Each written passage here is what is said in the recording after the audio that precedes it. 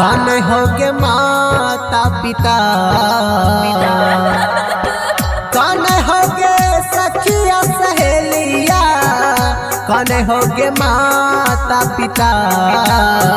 राम जैसन मिलल होगे पति, राम जैसन मिलल होगे पति।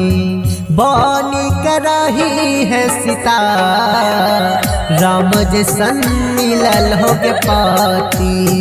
बनी करही है सीता, राम जैसन मिलल होगे पति।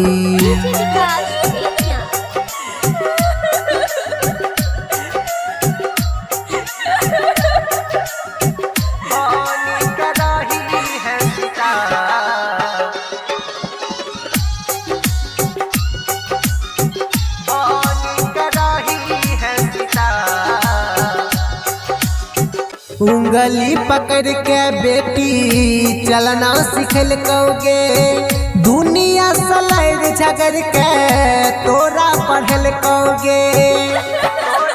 हाँ, उंगली पकड़ के बेटी चलना सिखल कौगे, दुनिया सलैर झगड़ के तोरा पढ़ल कौगे।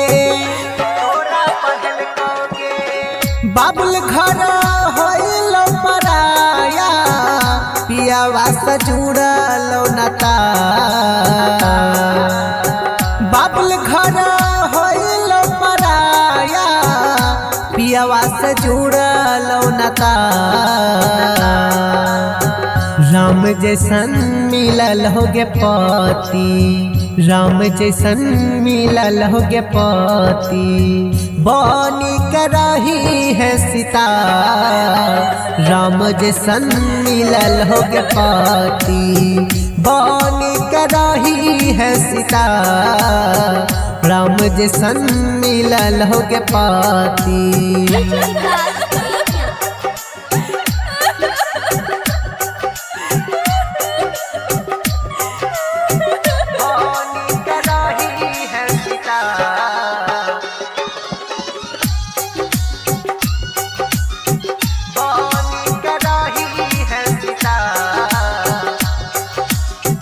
गाय माल जमीन जगह बन की धरल कौगे, तोरी कन्यादान ल बेटी तिलक पुरल कौगे।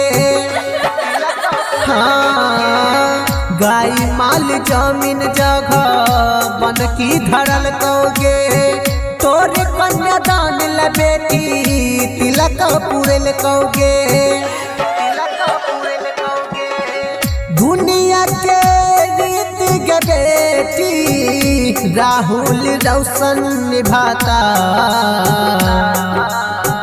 दुनिया के रीत के बेटी राहुल रोशन निभाता। राम जैसन मिलल होगे पति, राम जैसन मिलल होगे पति। बनी करही है सीता, राम जैसन मिलल होगे पति। बनी करही है सीता, राम जैसन मिलल होगे पति।